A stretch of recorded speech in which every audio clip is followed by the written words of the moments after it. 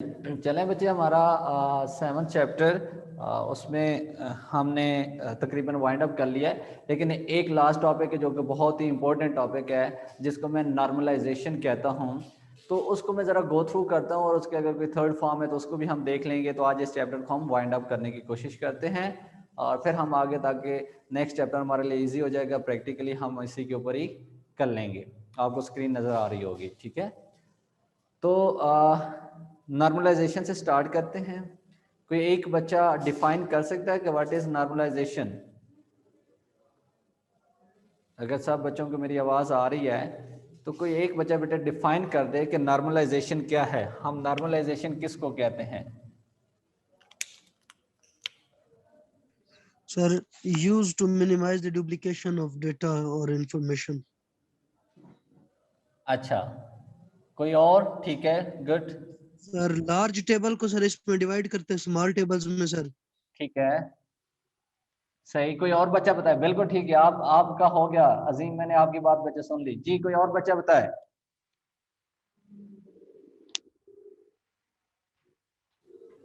So database are normalized to avoid data redundancy and inconsistency. Okay okay जी। कोई और इसका पर्पस? ठीक है असनीफ, आपको भी मैंने बेटे सुन लिया जी। कोई और बच्चा बताए इसका purpose? It is used to store data logically. Okay okay good. और कोई एनीवन एल्स जो मेरी आवाज सुन रहे हैं? आफाक, जुहेब?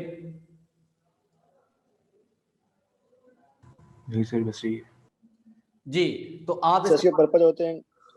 जी जी, क्या पर्पस है इसका? आप जस्ट पर्पस बता दें। क्या डाटा पर्पस होते हैं जी? इंसर्शन एनोमली, डिलीट एनोमली और अपडेट एनोमली। असनीफ आपके बेटे हो गया, आप वेट कर लें, ठीक है, इनको बोलने दो बाकियों को। सही जी। अफाक आप बोलें प्लीज। डाटा को मिनिमाइज के लिए होता है। ओके ओके, आवाज आ रही है? ओके ओके, आवाज आ रही है? आवाज आ रही है? जी जी जी, बिल्कुल बिल्कुल। It is used to store the data logically. Okay ठीक है, ऑलराइट। चलें जी, बिल्कुल ठीक है आप लोगों ने, मैंने आपकी आवाज़ भी सुन लिया और मुझे भी पता चल गया कि मेरी आवाज़ आप लोगों तक जा रही है और आपकी आवाज़ मेरे तक पहुंच रही है, ये भी हो गया। तो ठीक कह रहे हैं बेटे, मेन पर्पस, क्योंकि डाटाबेस की हम बात कर रहे हैं, तो हम जो नॉर्मलाइजेशन बेसिकली अभी मैं करने आपको सिखा रहा हूँ वो रिलेशनल डाटाबेस की सिखा रहा हूँ, ठीक है, जिसमें रिलेशन बने होते हैं। तो रिलेशनशिप से हम उस डाटा की नॉर्मलाइजेशन करते हैं ताकि वो हमारे पास एक डाटा इफेक्टिव, जो डाटा बेस इफेक्टिव बन जाए, ताकि उसको बाद में एक्सेस करना कोई प्रॉब्लम ना हो, इजीली हम उसको एक्सेस कर सकें। तो मेन पर्पस यही होता है बेसिकली, क्योंकि डाटा डाटाबेस के अंदर डुप्लीकेशन हो रही होती है, डुप्लीकेशन उसको मिनिमाइज करना। तो एक पॉइंट तो आपने ये कहा कि to minimise the duplication of data in a relational database. फिर आपने ये कहा उसका पर्पस कि आप इसमें रिमूव करते हैं जो रिडंडेंसी आ रही होती है, रिडंडेंट डाटा होता है, उसको बेसिकली आप रिमूव करते हैं। तो ये जो प्रोसेस होता है, मींस कि आपने कहा कि स्मॉल लार्जर टेबल है, लार्जर टेबल को हम डिवाइड कर लेते हैं स्मॉलर टेबल में, उससे भी ये प्रोसेस जो है वो वाइंड अप हो जाता है, रिमूव हो जाता है। और मतलब मींस कि वही डुप्लीकेशन हमारी जो आ रही है या रिडंडेंसी आ रही है, हम उसको मिनिमाइज कर लेते हैं, हम उसको रिमूव कर लेते हैं।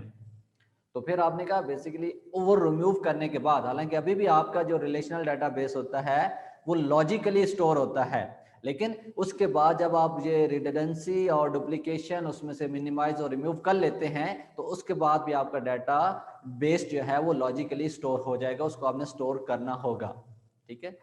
तो वो तीन फॉर्म थी, तीन फॉर्म में अगेन रिपीट कर देता हूँ। एक तो आपको कुछ सिंपल पूछे कि डिफाइन नॉर्मलाइजेशन या what is the purpose of normalisation, तो आप सबको बच्चे अब आना चाहिए, ठीक है ना।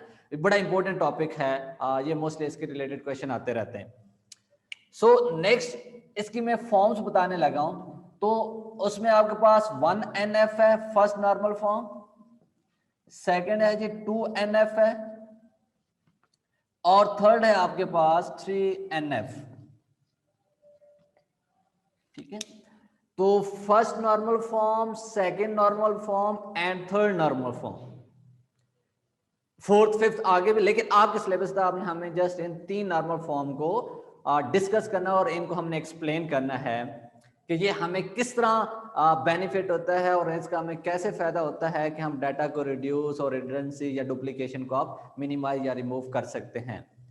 तो उसमें सबसे पहले अगर आपको याद हो तो मैंने कहा था कि जो फर्स्ट नॉर्मल फॉर्म है 1NF, मैंने कहा था इसके कुछ पॉइंट्स हैं जो कि आपने याद रखने हैं, कुछ रूल्स हैं जिससे आपको पता चल जाता है कि अगर ये वाले रूल फॉलो हो रहे हैं उस डेटाबेस के अंदर, डेटाबेस बेसिकली क्या होंगे, वो टेबल्स होंगे, वो एंटिटीज होंगी, वो रिलेशन होंगे, उसके अंदर जो एट्रीब्यूट्स हैं उनके अंदर वो डाटा पड़ा हुआ है, वो इन रूल्स को अगर फॉलो कर रहा है तो आप कहते हैं कि data in first normal form में है।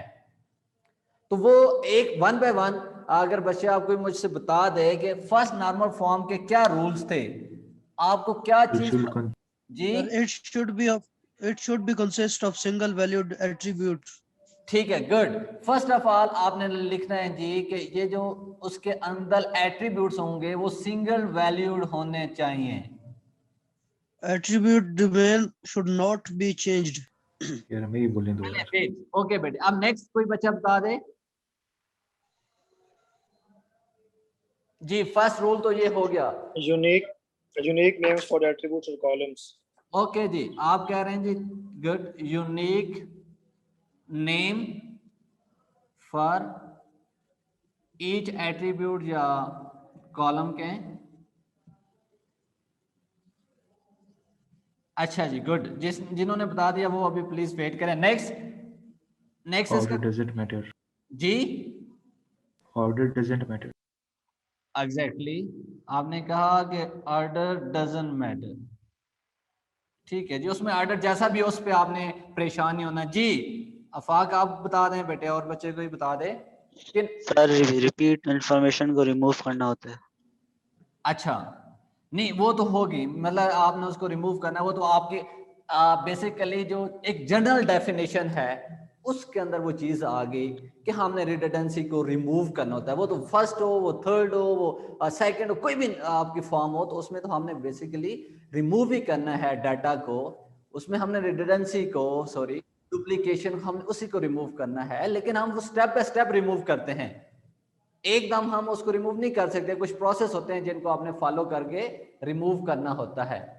तो इसमें नेक्स्ट ये भी होना चाहिए कि जो उसकी डोमेन जो है ना, एट्रीब्यूट्स की जो डोमेन या कॉलम, वो आप चेंज नहीं कर सकते। ठीक है, तो वो आपका नेक्स्ट पॉइंट क्या था?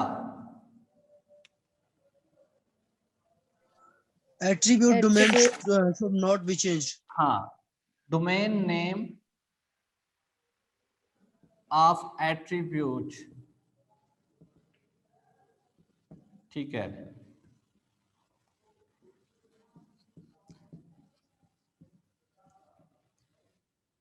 Should not be changed.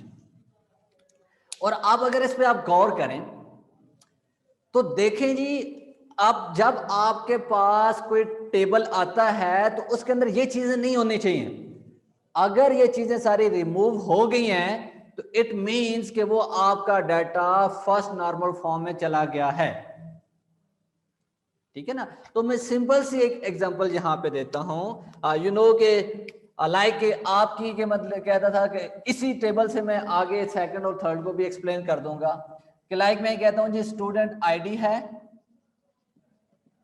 फिर मैं कहता हूं जी एक नेम, और यहां पे क्या लिखना चाहिए जी, स्टूडेंट आईडी एक आप कॉलम डाल दें, आप उसका नेम का कॉलम डाल दें। ठीक है, और यहां आप उसके क्या लिखते हैं जी, सब्जेक्ट लिख दें या ब्रांच, जो सब्जेक्ट चलें लिख दें। ठीक है, ये 3 कॉलम हैं, इन 3 कॉलम को आप फॉलो करेंगे। ठीक है, अब मैं इनको फिल सर कर बहुत ब्लर नजर आ रहा है।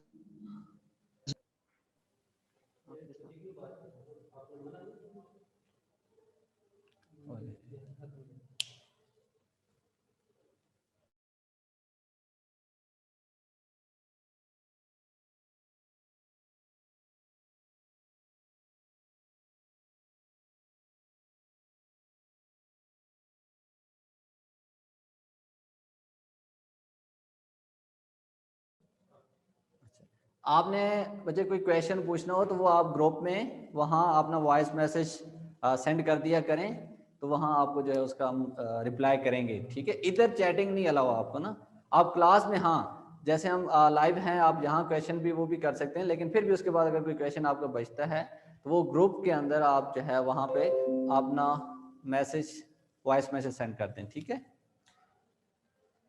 अच्छा, ये एक टेबल है और टेबल का नाम है स्टूडेंट टेबल है। ब्लैक यूज करूं?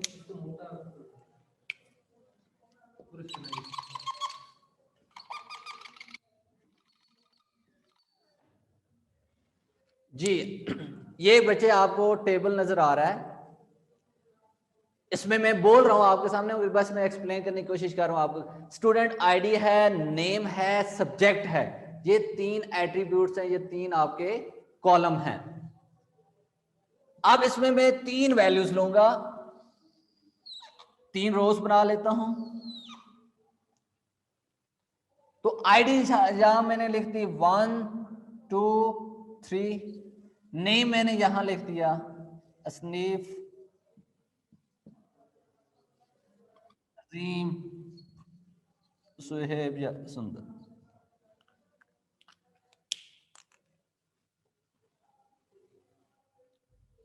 अच्छा जी, तो इसके अंदर मैं यहां पे सब्जेक्ट लिख देता हूं जी, लाइक मैंने कंप्यूटर साइंस लिख दिया CS, यहां मैंने फिजिक्स और केमिस्ट्री लिख दिया, और यहां पे मैंने कोई सब्जेक्ट मतलब C++ भी होता है, और उसके साथ मैंने जावा लिख दिया।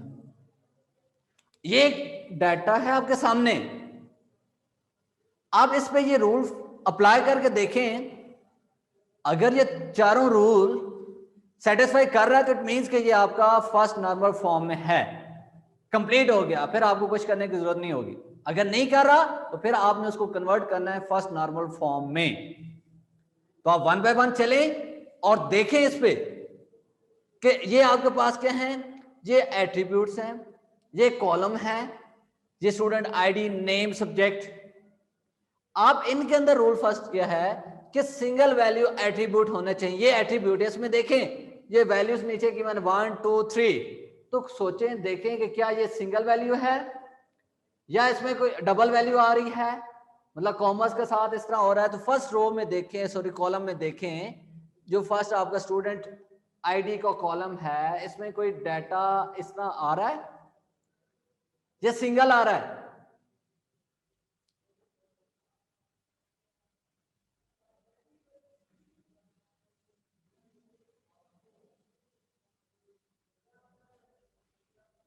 सिंगल है। अच्छा,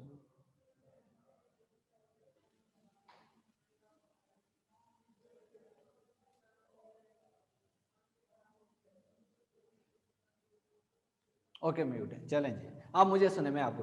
तो बेटे इसमें देखें कोई आपकी वैल्यूज डबल नहीं हो रही, 1 2 3 ये सिंगल है। आप नेम में आ जाएं तो यहाँ पे असनीफ, अजीम, सुंदर ये सिंगल है, कोई डबल वैल्यू नहीं आ रही। और इस तरह अगर यहाँ सब्जेक्ट में आ जाएं तो CS लिखा है जी आपका, फिर फिजिक्स, केमिस्ट्री, लाइक वैसे किसी सब्जेक्ट स्टूडेंट का लिख दिया है, तो यहाँ ये सिंगल वैल्यू नहीं है, ये डबल वैल्यू आ गया। तो ये जो कॉमा के साथ यहाँ पे 2 वैल्यूज लिखी, यहाँ पे C++ कॉमा जावा लिख दिया, ये भी सिंगल वैल्यू नहीं है, ये भी डबल वैल्यू है। तो अब आपका पहला पॉइंट ही जो आपने कहा है वो ही रॉन्ग हो गया, दिस वन। तो इसका मतलब है ये डाटा भी आपका फर्स्ट नॉर्मल फॉर्म में नहीं है, ये वाला टेबल भी। तो आपने इसको फर्स्ट नॉर्मल फॉर्म में कन्वर्ट करना है। वो कैसे करेंगे?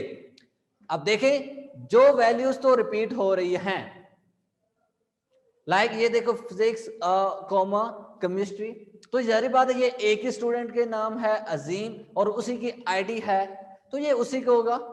तो मतलब इसको मुझे फिर रिपीट करना पड़ेगा। तो रिपीट कैसे करना पड़ेगा? मुझे यहां से ही 1-2 रो और ऐड करनी पड़ेंगी। ऐसे मैंने 2 रो ऐड की, और अगेन मुझे वो आईडी लिखनी पड़ी। किसकी आईडी? स्टूडेंट आईडी वो किसकी थे, किसमें डबल आ रही थी, सिंगल नहीं आ रही थी वैल्यू, वो अजीम है, तो उसकी मुझे आईडी 2 लिखनी पड़ी, अगेन मुझे नेम लिखना पड़ा, फिर फिजिक्स तो इधर लिख दी, केमिस्ट्री मैंने यहां से रिमूव करके केमिस्ट्री को मैंने यहां पे लिख दिया। अच्छा जी, फिर नेक्स्ट आ जाए, यहां 3 है तो ये अगेन मुझे लिखनी पड़ी आईडी, फिर नेम अगेन सुंदर लिखना पड़ा, और यहां से मुझे ये रिमूव करके जावा को अगेन यहां पे ऐड करना पड़ा। तो ये आपने पहला जो आपको प्रॉब्लम आ रहा था फर्स्ट नॉर्मल फॉर्म में, वो आपने रिमूव कर लिया।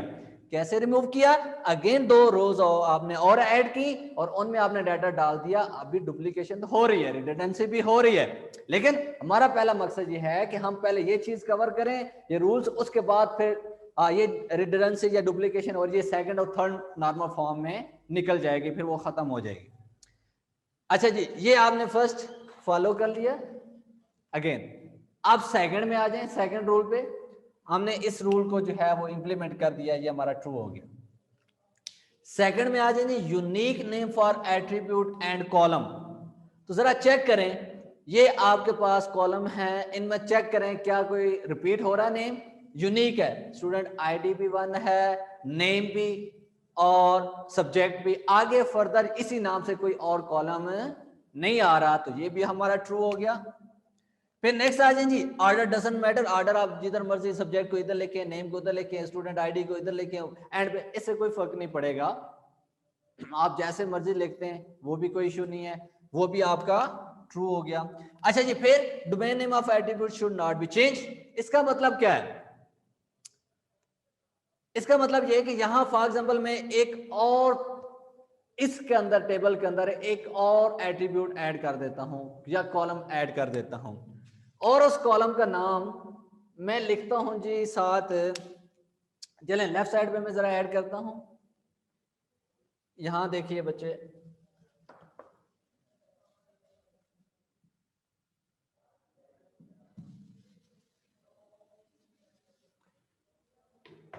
यहां मैं ऐड कर रहा हूं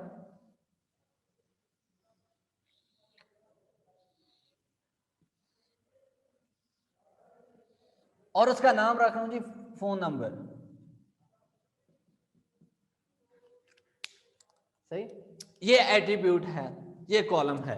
अब यहां पे डेफिनेटली मुझे पता है कि फोन नंबर्स में डिजिट्स ही आएंगे, लाइक मैं इस तरह कर देता हूं 9752135432 लेकिन अगर यहां मैं इसका एड्रेस ऐड कर दूं लाइक इस तरह जी XYZ ABC,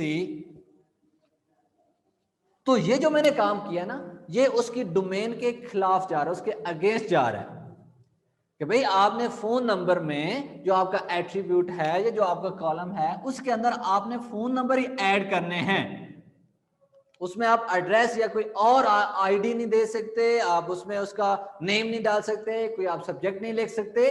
तो अगर आप इस तरह वो चेंज कर रहे हो या कहीं लिखा हो तो फिर आपने उस चीज को भी रिमूव करना है, मतलब वो भी रॉन्ग लिखा हुआ है कि आपने फोन नंबर में फोन नंबर ही लिखने हैं, आईडी में आपने आईडी लिखनी है, नेम में नेम लिखना है और सब्जेक्ट में आपने सब्जेक्ट ही लिखना है। तो ये होती है जी डोमेन नेम। अगर ये सारे रूल्स फॉलो हो गए, इट मींस आपकी फर्स्ट नॉर्मल फॉर्म आपकी कंप्लीट होगी। This is first normal form. Clear हुआ? अब मैं आगे बढ़ता हूं और सेकंड नॉर्मल फॉर्म की तरफ चलते हैं। ठीक है, फर्स्ट नॉर्मल फॉर्म में किसी का कोई क्वेश्चन तो नहीं है?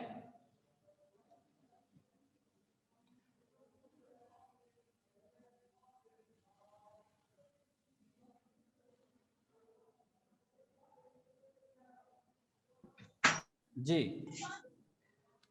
अच्छा, तो मैंने आपको परमिशन दी है। फर्स्ट नॉर्मल फॉर्म में अगर किसी बच्चे का क्वेश्चन हो तो एक एक करके आप पूछ सकते हैं। सर ये हमने डुप्लीकेशन जो है सर वो कॉलम वाइज चेक करनी होती है सर, रो वाइज? डुप्लीकेशन हमारे पास डाटा के अंदर जहां पे भी आ रही है हमने उसको रिमूव करनी, तो हमारा रिकॉर्ड्स होता है, रिकॉर्ड ये देखो रोज में होता है, ठीक है ना। तो हम डेफिनेटली क्या कर रहे हैं, अब यहाँ पे आपके पास ये कॉलम्स, ये सारे एट्रीब्यूट्स हैं, तो इसी में अलाइक ये देखें किधर आ रहा है, ये आपके पास नेम है अजीम, अजीम किधर आ रहा है, इधर भी आ रहा है अजीम, इधर भी आ रहा है, तो हमारा तो उसकी आइडेंटिफिकेशन तो उसमें डाटा के अंदर तो प्राइमरी की से होगी ना, वो तो आगे हम उसके रिलेशन पे डिपेंड करेंगे, डिपेंडेंसी पे डिपेंड करेंगे कि फंक्शनल है, पार्शियल है, ट्रांजिटिव है, ठीक है। तो जहां पे भी आपको लाइक अगर आप उसको ऐसे देखेंगे तो ये अजीम, ये आपके पास फर्स्ट है ना रिकॉर्ड, ये अजीम, फिर आप उसको नीचे फिर अगर अगर आगे देखते हैं यहाँ पे 2 उसकी आईडी है, तो यहाँ पे भी 2 है, तो फिर यहाँ पे अजीम लिखा हुआ है, सही है ना। तो आपको तो हर सेंस में जो टेबल के अंदर डाटा गिवन है उसके मुताबिक देखना है, और किस पे वो साथ रिलेट कर रहा है उसके मुताबिक हम उसको रिमूव करके आगे, अभी रिडंडेंसी या डुप्लीकेशन मैंने रिमूव नहीं की, अभी इसको मैंने ऑर्डर से लिखा है ताकि ये आगे काम इजीली हो जाए। ठीक है बेटे, अब सेकंड नॉर्मल फॉर्म की तरफ चलूं। अच्छा जी, Yes, sir. Yes, sir. Okay, हाँ, सेकंड नॉर्मल फॉर्म में मैंने कहा था कि इसकी डेफिनेशन क्या है या इसकी कंडीशन क्या है। इसकी कंडीशन ये है कि फर्स्ट ऑफ ऑल ये आपका फर्स्ट नॉर्मल फॉर्म में होना जरूरी है, मतलब पहले फर्स्ट नॉर्मल फॉर्म में आएगा, उसके बाद जो एक्स्ट्रा पॉइंट मैं यहाँ पे ऐड कर रहा हूं वो ये ऐड कर रहा हूं कि यहां पे नो पार्शियल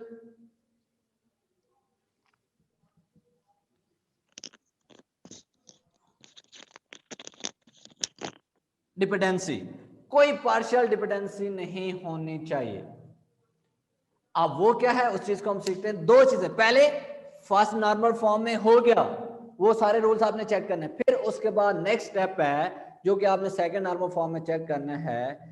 हाँ, आपसे पूछे पहले जरूरी है कि वो फर्स्ट नॉर्मल फॉर्म में हो, फर्स्ट नॉर्मल फॉर्म में होगा तो आप सेकंड नॉर्मल फॉर्म की तरफ जाएंगे, सेकंड नॉर्मल फॉर्म में होगा तो थर्ड नॉर्मल फॉर्म आपकी होगी। तो सेकंड नॉर्मल फॉर्म में जो पॉइंट ऐड किया है कि उस डाटा के अंदर नो पार्शियल डिपेंडेंसी नहीं होनी चाहिए। अब इसका मकसद क्या है, इसका मतलब क्या है पार्शियल डिपेंडेंसी का, गौर से सुन। पार्शली, अब देखिए हमारे डाटाबेस के अंदर ये मेरे पास डाटा है, इस डाटाबेस के अंदर तो मुझे नजर आ रहा है कि ठीक है जी, एक स्टूडेंट आईडी है वो यूनिक हो सकती है, वो स्टूडेंट की यूनिक होती है, तो उसकी बेस पे हम इसको प्राइमरी की बना देते हैं। लेकिन पार्शियल में ये होता है कि कंपोजिट की से, कंपोजिट की बनेगी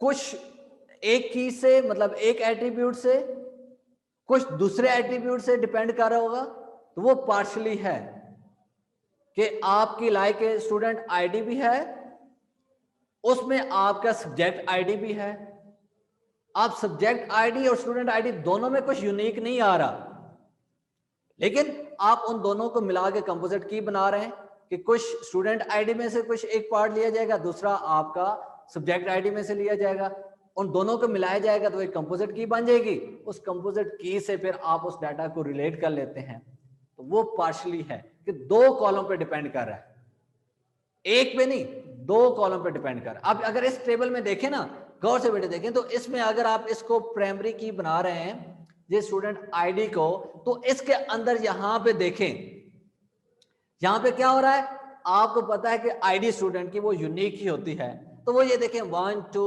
3 2 3, तो मतलब नेम अगर आगे चेक कर रहे हैं तो वो अजीम ही है, वो स्टूडेंट रिपीट हो रहा है। और अगर फोन नंबर चेक कर रहे हैं तो फोन नंबर भी जाहिर बात है वो सेम ही होना चाहिए, इसीलिए से अजीम के जो ऊपर है वो 9752 आपने लिख दिया, दो भी हो सकते हैं। अच्छा, लेकिन यहां पे आपको फिर भी पता है कि एक जो आपकी ट्रू आईडी है वो अजीम की है, तो ये एक यूनिक है। तो अब अगर इस डाटा को आप अपडेट करते हैं, इसमें डिलीट करते हैं, आप इसमें कोई इंसर्ट करते हैं डाटा, तो आपके लिए प्रॉब्लम होती है। मतलब इसका मतलब ये है कि अगर आप इस आईडी को, ये टू, इसको आप डिलीट कर रहे हैं ना, तो ऑटोमेटिक इसका मतलब ये सारा डाटा बाकी भी डिलीट हो जाएगा, ये डिपेंडेंसी होगी। अब ये तो एक होगी, ये इसको आप कहते हैं functional, this is called a functional dependency. इस डिपेंडेंसी को क्या कहते हैं, पॉइंट बेटे गौर से नोट कर लें कि जब कोई डाटाबेस प्राइमरी की पे डिपेंड कर रहा हो, ओनली प्राइमरी की पे, इट मींस कि इसके अंदर जो डिपेंडेंसी है वो आपकी फंक्शनल है।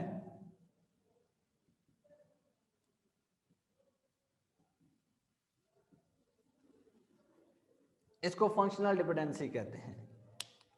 जो कि ये इस प्राइमरी की पे डिपेंड कर रहा है। अब मैं एक छोटा सा और टेबल बनाता हूं, यहां देखें आप, ठीक है, यहां देखें एक ऐसा टेबल मैं बना रहा हूं कि जिसमें एक मेरे पास है जी स्कोर आईडी, फिर है जी स्टूडेंट आईडी, फिर सब्जेक्ट आईडी, ठीक है, ये तीन मैंने अभी कॉलम्स ऐड किए हैं और बाकी आगे मार्क्स और वो आप लिख सकते हैं। लेकिन जो आपने यहां से चीज सीखनी है, मैं यहां डाटा डालता हूं,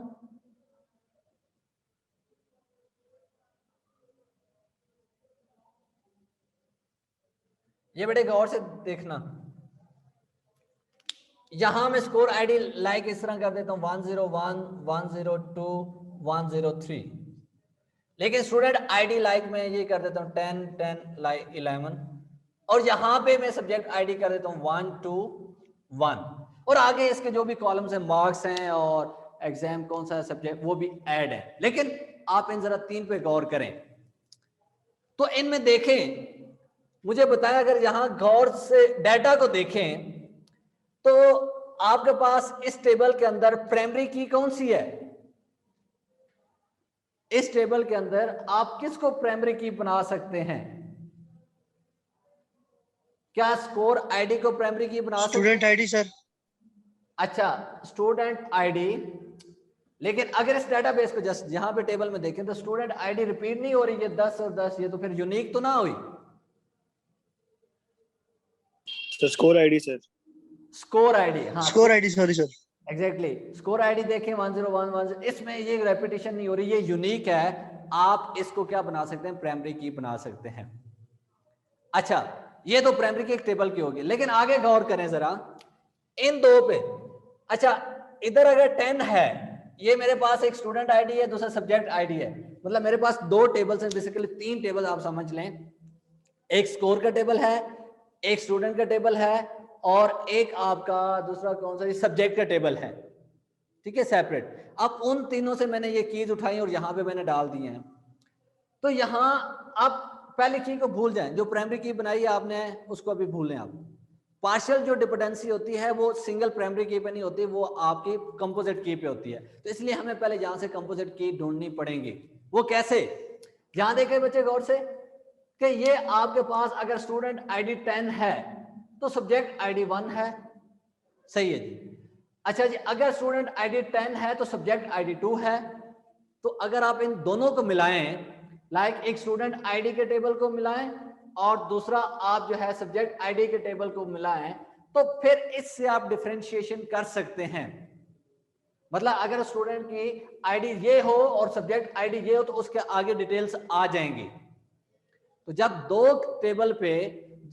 कॉलम पे डिपेंड करके उनको रिलेट करके उनको कंपोजिट करके जब आप उस डेटाबेस को सर्च करते हैं या उसके ऊपर कोई ऑपरेशन परफॉर्म करते हैं, तो इसका मतलब है कि आप उसकी कंपोजिट की बना के उस पर डिपेंड कर रहे हैं।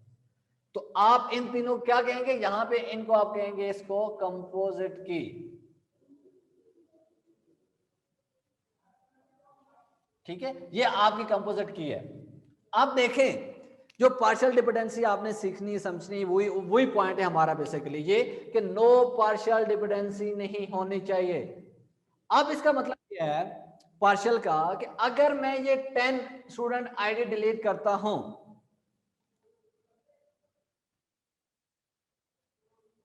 ठीक है, ये डिलीट करता हूं तो इसका मतलब ये डिपेंड कर रहा है सब्जेक्ट आईडी पे, तो ये भी मुझे डिलीट करना पड़ेगा।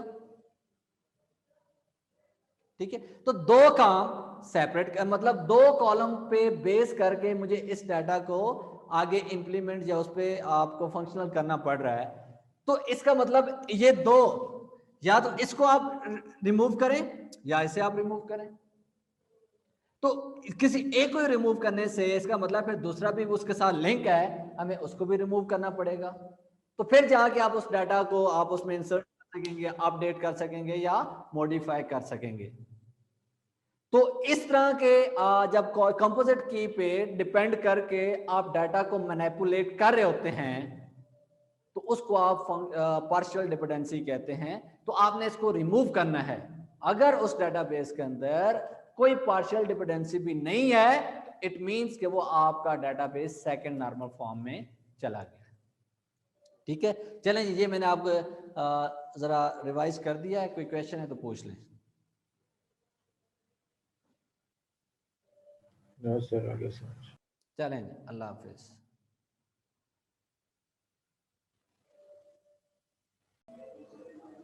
जी बेटे, आज हम चैप्टर हमारे पास 7 चल रहा है। तो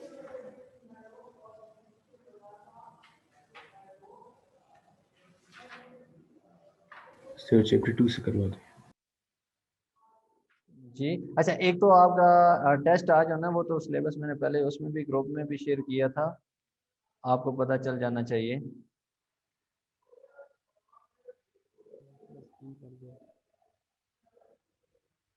तो क्या कहा जोहे बच्चे आपने? सर मैं कह रहा हूँ चैप्टर 2 से करवा दें दोबारा। हाँ करेंगे इंशाल्लाह सारे। इसे कह रहा हूँ चैप्टर 8 बाद में कर लेंगे, अभी चैप्टर 2 कर लेते हैं। जी सर चैप्टर 8 बाद में कर लेंगे, अभी चैप्टर 2 करते हैं। सही, चलें देखते हैं इंशाल्लाह इसको। अभी तो 7 को वाइंड अप करने दो ना। 8 का अगर कुछ बच्चों ने बाकी सारों को साथ लेके देख लेंगे, जो उन्होंने कहा उस पर हम आगे कंटिन्यू करेंगे। ठीक है,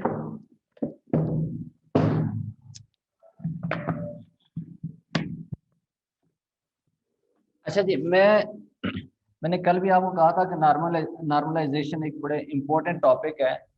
इसमें क्वेश्चन आता है, आपको डाटा स्ट्रक्चर दिया जाता है और आपको कहा जाता है कि इसको आप जो है नॉर्मलाइजेशन इसकी करें कि 1 है, 2 है एंड 3 है। जो भी नॉर्मलाइजेशन आपसे पूछी गई आपने वो परफॉर्म करनी है। ठीक है, सो मैं आपसे अगर पूछूं कि मुझे आप एग्जांपल दें किसकी, के सेकंड नॉर्मलाइजेशन फॉर्म की हमें कब जरूरत पड़ती है, तो आप उसको कैसे एलेबोरेट करेंगे, आप उसका आंसर कैसे करेंगे, या उसका आप पर्पस कैसे बताएंगे कि हमें यहाँ पे आप सेकंड नॉर्मलाइजेशन करनी पड़ेगी। ठीक है ना, डेटाबेस की, रिलेशनल डेटाबेस की। तो उसमें मैंने कहा था, अगर आपको याद हो तो फर्स्ट मैंने कुछ रूल्स बताया फर्स्ट नॉर्मलाइजेशन के, 1NF के, और उसके बाद फिर मैंने 2NF में कहा कि पहले 1NF होना जरूरी है, उसके बाद आप 2NF की तरफ जाएंगे। तो 2NF के अंदर आपने एक पॉइंट सीखा था कि वो था जी नो पार्शियल डिपेंडेंसी। कोई पार्शियल जो है डिपेंडेंसी वहां पे नहीं होनी चाहिए। ठीक है ना, अब वो चीज आपने सीखनी है कि क्या मतलब कि नो पार्शियल डिपेंडेंसी। उसका लाइक आपके फंक्शनल भी होती है डिपेंडेंसी, आपकी ट्रांजिटिव भी होती है, लेकिन यहाँ पे फोकस किया गया है कि नो पार्शियल डिपेंडेंसी। तो वो मैंने कहा था कि पार्शियल डिपेंडेंसी का मतलब ये होता है कि आपके पास जो प्राइमरी की वहां बन रही होती है वो बेसिकली कंपोजिट की होती है। मतलब आप दो कीज को मिला के वहां से एक आप प्राइमरी की बना लेते हैं। कुछ डाटा जो है वो आपका एक कॉलम से मैच कर होगा, कुछ जो है वो दूसरे कॉलम से मैच कर रहा होगा। तो फिर उन दोनों कीज को मिला के, उन दोनों एट्रीब्यूट्स को मिला के आपके पास एक न्यू एट्रीब्यूट बन जाएगा, उसको आप कंपोजिट की कहेंगे। ठीक है ना, तो कंपोजिट दो की जो आप इनमें से एक लें या दूसरी लें, लेकिन उनको मिला के आपने प्राइमरी की बेस पे काम करना होता है। तो इसका मतलब ये हुआ कि वो दो कॉलम्स आ गए जिसकी बेस पे आप उस डाटा को आइडेंटिफाई कर रहे हैं या मैनिपुलेट कर रहे हैं। तो इट मीन्स कि अगर आप एक कॉलम पे अप्लाई कर रहे हैं और दूसरे कॉलम पे आपको जरूरत नहीं पड़ रही, तो ऐसी डिपेंडेंसी को आप पार्शियल डिपेंडेंसी कहते हैं। ठीक है, मैं इस चीज को यहाँ एक एग्जांपल से बताता हूं, उसको फिर हम रिमूव भी करेंगे।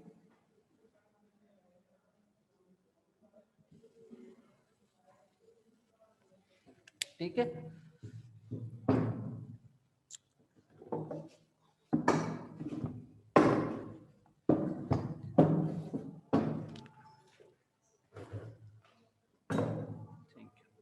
अच्छा जी, मेरे पास एक टेबल है और उस टेबल को मैं स्टूडेंट टेबल कह रहा हूं,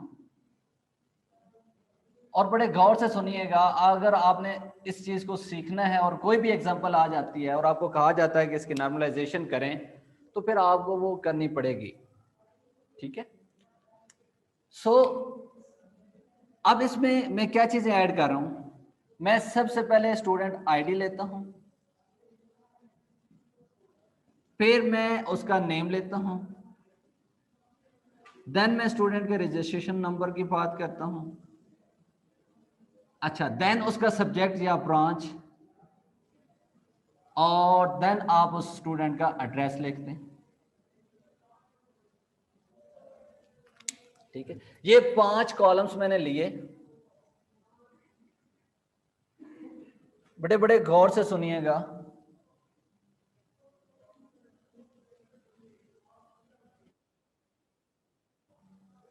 और इन 5 कॉलम्स में 3 रैकेट डाल लेता हूं, 3 आईडीज ले लेता हूं,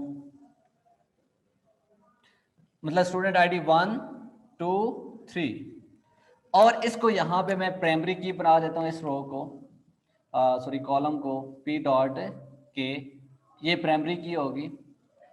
यहाँ नेम स्टूडेंट का, ये रजिस्ट्रेशन नंबर मैं कोशिश करता हूँ कि ये भी डिफरेंट लूँ, लाइक मैं 65 70 लाइक 80, ये मैं रजिस्ट्रेशन नंबर ले लेता हूँ स्टूडेंट का। ब्रांच मतलब सब्जेक्ट आप उसका डाल दें, ये भी CS है जी, ये भी CS का स्टूडेंट है जी, ये भी CS का स्टूडेंट है फॉर एग्जांपल। और एड्रेस कुछ भी लिख दें जी, लाइक मतलब G11 3 करते हैं जी, आप यहाँ G11 4 करते हैं जी, यहाँ आप F10 3 करते हैं, लाइक इस तरह लिखते हैं, ठीक है। एड्रेस डाल दिया, यहाँ पे नेम मैंने लिखा जी लाइक ज़ुहेब है, चलें जी, उसके बाद 10 है, उसके बाद अफाक है, ठीक है। तो ये मैंने डाटा को फिल भी कर दिया। आपके नाम से कोई, हुस्न मदनी के नाम से कोई आ रहा है, ठीक है, अब्दुल्ला न्याजी, चल नहीं नहीं नहीं नहीं, मैं उसको अभी जी। तो इसमें सबसे पहले आपके पास प्राइमरी की है, इस कॉलम को मैंने प्राइमरी की बना दिया। तो अगर आप यहाँ पे देखें तो दो चीजों से या 2 कॉलम से आप इस टेबल को आइडेंटिफाई कर सकते हैं या इसको मैनिपुलेट कर सकते हैं, एक तो स्टूडेंट आईडी से और दूसरा रजिस्ट्रेशन नंबर से। अच्छा जी, ये भी मैंने कोशिश की डिफरेंट लेने की, 65 70 80, आप इसको भी प्राइमरी की बना सकते हैं, लेकिन यहाँ स्टूडेंट आईडी ये भी डिफरेंट है, यूनिक है, तो इसको भी आप प्राइमरी की बना सकते हैं। यहाँ नेम मैंने लिख दिया ज़ुहैब सुंदर अफाक, यहाँ ब्रांच लिख दी CS आपके सब्जेक्ट है, और एड्रेस ऐसे ही मैंने मेंशन कर दिया G11 दिस एंड दिस। अच्छा जी, अब इसका मतलब ये हुआ कि अगर आप कोई यहाँ पे अपडेट करना चाह रहे हैं, मतलब इसके अंदर कोई डाटा इंसर्ट करना चाह रहे हैं, कोई आप उसको डिलीट करना चाह रहे हैं, या आप उसे अपडेट करना चाह रहे हैं, अब्दुल्ला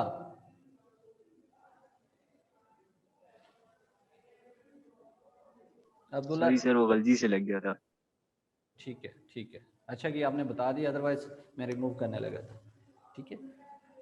अच्छा, तो इसमें क्या हुआ, अब इसमें मैं ये करना चाह रहा हूं कि मैं अगर इस स्टूडेंट का ये वाला रिकॉर्ड डिलीट करना चाह रहा हूं, CS यहां से इसका सब्जेक्ट मैं चेंज करना चाह रहा हूं, तो इसका मतलब है कि ये किस पर डिपेंड कर रहा है, ये स्टूडेंट ID 2 पे डिपेंड कर रहा है, तो फिर मुझे ये भी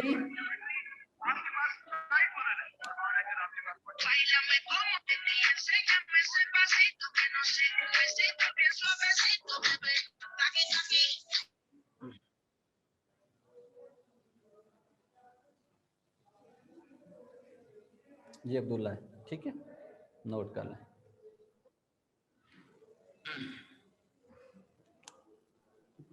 ठीक है सर, कर लिया जी सर, नोट कर लिया।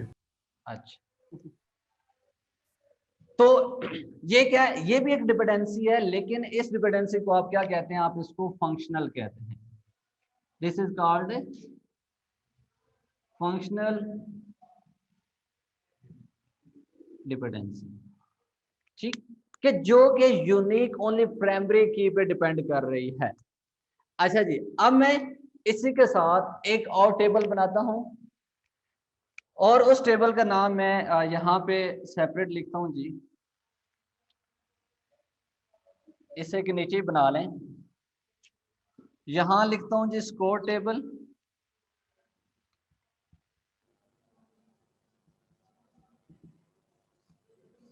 अब इसमें मैं कुछ कॉलम्स यहां पे ऐड कर रहा हूं, स्कोर आईडी, स्टूडेंट आईडी, फिर यहां पे सब्जेक्ट आईडी, ठीक है। अच्छा, यहां पे मैं मार्क्स ऐड करता हूं और यहां पे मैं सब्जेक्ट टीचर नेम जो है वो, सर लैग बहुत हो रहा है। जी सर आपकी वीडियो फ्रीज हो गई है। अच्छा वजन थोड़ी अच्छा जी, ये देखिए आप इधर गौर से,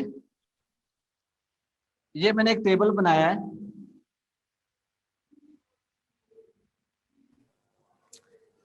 तो इसमें 3 मैं रोज बना लेता हूं। अच्छा, अब यहां पे स्कोर आईडी लाइक मैं ऐसे 1 2 3 डाल देता हूं, यहां पे स्टूडेंट आईडी लाइक 20 लाइक 15 डाल देता हूं ऐसे, और सब्जेक्ट आईडी यहां पे लाइक 1 चलें 4 6 4 डाल देता हूं, और मार्क्स लाइक मैं 70 70 75 ऐसे डाल देता हूं। टीचर नेम लाइक यहाँ पे मैं जो सब्जेक्ट के नेम मतलब टीचर होते हैं, एक जावा है, C++ है और PHP है, जो भी लैंग्वेज। अच्छा जी, जो सीखनी आपने बात गौर से सीखें कि इसको तो मैं अभी प्राइमरी की नहीं बनाना चाह रहा स्कोर आईडी को, क्योंकि ये यूनिक है, लेकिन यहां पे अगर देखें स्टूडेंट आईडी और सब्जेक्ट आईडी, तो ये दोनों मैं इसको क्या कराना चाह रहा हूं, इसमें देखें ये रेपिटेशन हो रही, 20 इधर भी 20 इधर भी, 4 है, इसमें भी कोई यूनिक नहीं है, ठीक है। लेकिन अब इन दोनों को मिला के, ये जो दोनों कॉलम हैं सब्जेक्ट आईडी और स्टूडेंट आईडी को मिला के मैं एक न्यू की बनाना चाह रहा हूं, क्योंकि ये तो दोनों आपकी कंपोजिट की होंगी। इससे मैं क्या बनाना चाह रहा हूं, प्राइमरी की, जिसकी बेस पे मैं आगे फैसला करूंगा। तो मींस के इन दोनों को जब आप मिलाएंगे तो ये आपके पास कौन सी की बनेगी, ये कंपोजिट की होगी।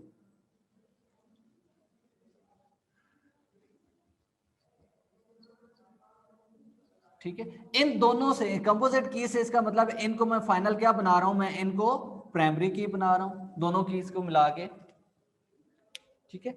अब देखें, अब इसकी बेस पे मैंने फैसला करना है, इसकी बेस पे मैंने मैनिपुलेशन करनी है। मतलब अगर मैं यहां पे ये मार्क्स चेंज करता हूं तो यू नो कि मार्क्स किस पे डिपेंड कर रहे हैं, क्या स्टूडेंट आईडी पे या सब्जेक्ट आईडी पे। तो मार्क्स आपने डालने हैं तो मतलब मार्क्स किसके आएंगे, सब्जेक्ट के आएंगे। तो ये यहां पे जो मार्क्स हैं वो किस पे डिपेंड कर रहे हैं जी, वो जस्ट सब्जेक्ट पे डिपेंड कर रहे हैं फॉर एग्जांपल, ठीक है। अगर मैं यहाँ पे और उसके बाद आप देखते हैं, अच्छा जी फिर किसके ये मार्क्स हैं, सब्जेक्ट वो उसका, ये उसके सब्जेक्ट की आईडी ये है, और उन स्टूडेंट का फिर आप नेम वगैरह भी देखना चाह रहे हैं, तो फिर इसके साथ आप उसका ये स्टूडेंट आईडी भी देखेंगे, ठीक है।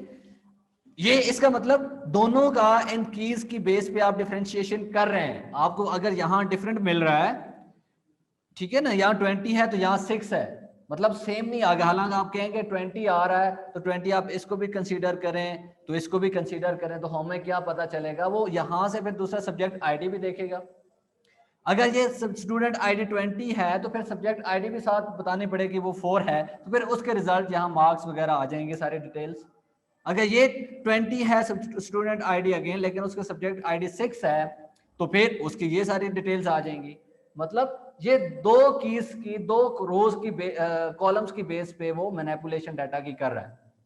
लेकिन अगर यहां आ जाए लाइक सब्जेक्ट टीचर के C++ टीचर है, तो उनको किससे लिंक होंगे? उनको स्टूडेंट से नहीं, उनको सब्जेक्ट आईडी से लिंक होगा कि कौन से सब्जेक्ट है उस जो ये पढ़ाना चाह रहे हैं, C++ सब्जेक्ट है और उसकी आईडी वो होनी चाहिए, तो फिर वो टीचर्स क्या होंगे, पढ़ा सकेंगे। तो मतलब ये जो है, ये टीचर का जो कॉलम है ये किस पे डिपेंड कर रहा है? ये सब्जेक्ट आईडी पे डिपेंड कर रहा है। तो ये एक डिपेंडेंसी आ गई है। ऐसी डिपेंडेंसी को आप पार्शियल डिपेंडेंसी कहते हैं। ठीक है, दिस इज कॉल्ड पार्शियल। तो 2NF में जो भी आपने कहा कि सेकंड नॉर्मल फॉर्म, तो सेकंड नॉर्मल फॉर्म में ये चीज आपने रिमूव करनी है कि उसमें ये नहीं होनी चाहिए, नो पार्शियल डिपेंडेंसी। अगर ये रिमूव हो जाए तो इसका मतलब वो डाटा आपका सेकंड नॉर्मल फॉर्म में चला गया है। ठीक है, अब कैसे हम रिमूव करेंगे ये सिखाना था मैंने आपको अभी कि हम वो रिमूव कैसे करेंगे। तो रिमूव करने के लिए जस्ट मुझे यहां से ये क्या करना पड़ेगा, ये कॉलम निकालना पड़ेगा। ये जो टीचर्स नेम है जो कि इस भी बेस पे हो रहा है, क्योंकि यू नो कि मार्क्स में तो सब्जेक्ट आईडी भी आएगी और स्टूडेंट आईडी भी आएगी, लेकिन टीचर नेम वाला ये वाला कॉलम ये तो जस्ट डिपेंड कर रहा है कि सब्जेक्ट आईडी कौन सी है, उसके मुताबिक वो वहां पे टीच करेंगे, जो उसको देखेंगे सब्जेक्ट को। तो इस वजह से मुझे ये वाला, ये जो कॉलम लास्ट पे बना पड़ा है टीचर नेम का, इसको आप सेपरेट बना लेंगे। ठीक है, तो इस कॉलम को फिर क्या करें, या तो ये दो तरीके हो सकते हैं, या तो अलहदा टीचर का एक क्या कर लें, एक टेबल बना लें, एक रिलेशन बना लें, या फिर आप ऐसा करें कि इस, क्योंकि इनका लिंक इनके साथ है जी सब्जेक्ट के साथ, तो आप ऐसा करें कि एक और टेबल बना लें। कौन सा टेबल? सब्जेक्ट का, और उसमें ये वाला कॉलम उठा के वहां पे ऐड कर दें। ठीक है, तो मैं अब ये करने लगा हूं कि एक और टेबल बना रहा हूं। यहां देखें, उस टेबल का नाम है जी सब्जेक्ट टेबल।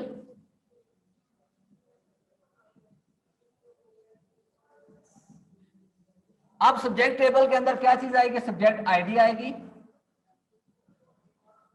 ठीक है, और उसके बाद वो सब्जेक्ट्स के नेम आएंगे, कौन कौन से सब्जेक्ट्स हैं। देन वो जो कॉलम पड़ा हुआ है इसके अंदर टीचर नेम का, वो मैं यहां पे ऐड कर दूंगा।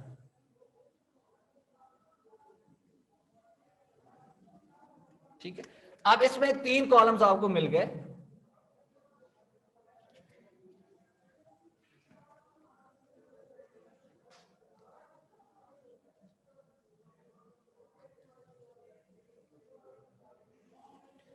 टीचर नेम लिख दिया, T_N लिख दिया मैंने।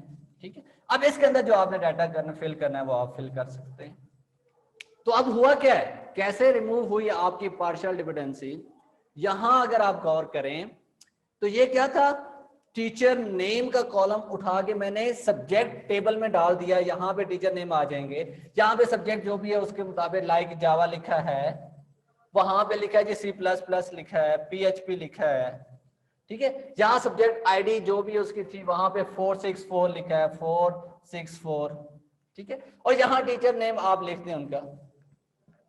तो अब इससे क्या हुआ है, अब इससे पार्शियल डिपेंडेंसी आपकी रिमूव हो गई है। क्यों? कि ये आप टेबल सेपरेट हो गया, यहाँ पे सब्जेक्ट आईडी यहाँ पे आपके पास यहाँ पे पड़ी हुई है, तो अगर यहाँ पे आपकी प्राइमरी की है तो वहां जाके फॉरेन की बन जाएगी। तो वो जो यहाँ पे प्रॉब्लम आ रहा था कि ये टीचर्स हैं, उनका नाम ये है जी, और वो उनको ज़ाहिर बात है फिर सब्जेक्ट आईडी पे डिपेंड कर रहे हैं। तो इसी तरह वहां पे ये क्या हो गया, कुछ पार्शियल। अब इसमें क्योंकि हम तो यहाँ पे 2 कीज की बेस पे फैसला कर रहे हैं ना, एक आपके पास स्टूडेंट आईडी है, दूसरे आपके पास सब्जेक्ट आईडी है, दोनों को मिला जिसको आप कंपोजिट की कहते हैं, और दोनों को मिला के आपने एक की बना ली जिसको आप प्राइमरी की कह रहे हैं। तो उसकी बेस पे अब जब फैसला करें तो इसका मतलब ये दोनों कॉलम में से वो आइडेंटिफिकेशन करेगा। तो जब मैंने कहा ये टीचर्स हैं, अब वो उनके लिए सब्जेक्ट आईडी ये होगी, तो इसको तो उन्होंने स्किप कर दिया ना, इस पे तो नहीं देखा, हालांकि प्राइमरी की तो फिर दोनों को होना चाहिए, लेकिन उन्होंने जस्ट क्या किया, इस आईडी को चेक किया, तो इस आईडी को चेक करने के बाद इसका मतलब जो सेकंड कॉलम था ये वाला स्टूडेंट आईडी, उसको चेक करने की जरूरत नहीं पड़ी। ठीक, तो इस वजह से इसको क्या कहा जाता है, पार्शियल डिपेंडेंसी कहा जाता है। तो इस पार्शियल डिपेंडेंसी को रिमूव करना था, जरूरी था कि जिसकी बेस पे क्या किया जी, ये जो टीचर नेम का यहाँ पे कॉलम है इसको मैंने उठा के यहाँ पे सब्जेक्ट टेबल में डाल दिया। अब यहाँ पे सब्जेक्ट आईडी है, वही देखें अगर यहाँ पे 464 है तो यहाँ पे भी आपकी 464 लिखी है। सब्जेक्ट सेपरेट हैं जी, और टीचर नेम यहाँ पे आपने ऐड कर दिया। तो अब यहाँ पे ओनली जो टीचर नेम है वो किस पे डिपेंड कर रहे हैं जी, सब्जेक्ट आईडी पे। तो अब यहाँ पे स्टूडेंट आईडी का कोई लिंक नहीं है साथ, तो ये आपकी जो पार्शियल डिपेंडेंसी थी वो भी रिमूव होगी। तो ये कौन सी फॉर्म होगी आपके डाटाबेस की, ये 2NF, जिसको सेकंड नॉर्मल फॉर्म कहते हैं। ठीक हो गया जहां तक?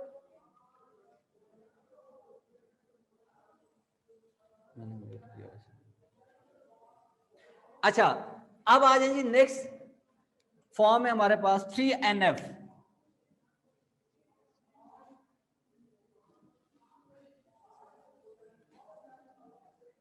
Third normal form. तो बेटे इसमें सबसे पहला पॉइंट तो ये होना चाहिए कि वो आपका फर्स्ट नॉर्मल फॉर्म में डाटा हो। सेकंड पॉइंट इसमें क्या होना चाहिए कि वो सेकंड नॉर्मल फॉर्म में भी हो। लेकिन थर्ड जो आपने न्यू पॉइंट अभी ऐड किया है वो है जी नो ट्रांजिटिव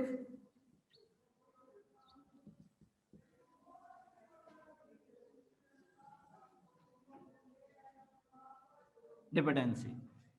तो सेकंड में क्या था, पार्शियल डिपेंडेंसी थी, लेकिन 3NF में थर्ड नॉर्मल फॉर्म में क्या हो गया जी, नो ट्रांजिटिव डिपेंडेंसी। उसमें कोई ट्रांजिटिव डिपेंडेंसी नहीं होनी चाहिए। अब इस चीज का क्या मतलब है, गौर से सुने बेटे, मैंने आपको बता दिया, एग्जांपल दूंगा, आपने उसको बनाना है, डाटा को नॉर्मलाइज करना है। ये डाटाबेस के अंदर बड़ा कॉन्सेप्ट इस्तेमाल होता है। डाटा को नॉर्मलाइजेशन के बाद आपने उसको मैनिपुलेट करना होता है, उसके बाद आपने प्रोजेक्ट पे काम करना होता है। तो ये पहले नॉर्मलाइजेशन करना जरूरी है। तो मैंने 1NF बता दिया, मैं अब सेकंड की बात कर रहा हूँ, 2NF की मैंने बता दिया, उसमें भी पार्शियल डिपेंडेंसी नहीं होनी चाहिए, नो पार्शियल डिपेंडेंसी। वो मैंने आपको बता दिया कि पार्शियल डिपेंडेंसी का मतलब क्या है कि कंपोजिट कीज होती हैं, उनमें से एक कॉलम पे डिपेंड कर रहा है, दूसरे पे डिपेंड नहीं कर रहा। हालांकि हमारा जो हम उसको जो मैनिपुलेट कर रहे हैं वो दोनों कीज को मिला के या दोनों कॉलम्स को मिला के एक की बनाए, जिसको प्राइमरी की बनाए, उसकी बेस पे वो मैनिपुलेशन हो रही। तो इस वजह से फिर वहां से जो कॉलम डिपेंड कर रहा था हमने उसको निकाल के कहीं और डाल दिया, उससे वो पार्शियल डिपेंडेंसी भी रिमूव होगी। थर्ड है जी, अभी जो आपने सीखनी वो है नो ट्रांजिटिव डिपेंडेंसी। अब ट्रांजिटिव का मतलब क्या है, अगर सिंपल मैथ्स में देखें, लाइक मैं कहता हूं जी A इक्वल है B के, फॉर एग्जांपल, और B इक्वल है जी C के, इक्वल है B के और B इक्वल है, तो क्या आप कह सकते हैं कि A इक्वल होगा C के? तो ये जो रिलेशन है, इस तरह के रिलेशन को आप ट्रांजिटिव कहते हैं। तो यहां आपके टेबल के अंदर ट्रांजिटिव डिपेंडेंसी ऐसे होगी कि पहले एक नॉन की होगी, नॉन एट्रीब्यूट जो है वो, उसमें उसको आपने कोई फॉरेन या कोई यूनिक या कंपोजिट कोई की आपने उसको नहीं बनाया होगा, लेकिन उस पे वो जो आप दूसरे डाटा को जिसको आप चेक कर रहे हैं वो पहले उस पर डिपेंड करेगा, अब उसके थ्रू फिर अगला नेक्स्ट जो है सॉल्यूशन को रिजॉल्व करेगा। तो ऐसे जब वहां पे डिपेंडेंसी आ जाए तो ऐसी डिपेंडेंसी को आप ट्रांजिटिव डिपेंडेंसी कहते हैं। तो ये आपकी थर्ड नॉर्मल फॉर्म में नहीं होती। अब मैं इसी से, ये मेरे पास एक टेबल बना हुआ है जिसको स्कोर टेबल कहते हैं। अगर इसी अंदर मैं 2 कॉलम और ऐड कर दूं यहां से, क्योंकि ये टीचर्स का तो मैंने रिमूव कर दिया था, ये रिमूव करके यहां पे आ गया। अगर यहां से मैं ये रिमूव कर दूं, ये वाला कॉलम उधर चला गया, लेकिन 2 कॉलम में और ऐड करना चाह रहा हूं,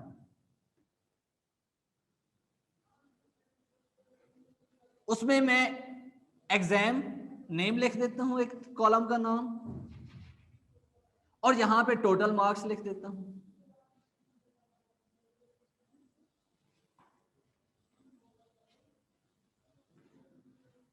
ठीक है, अब गौर से देखें, एग्जाम नेम,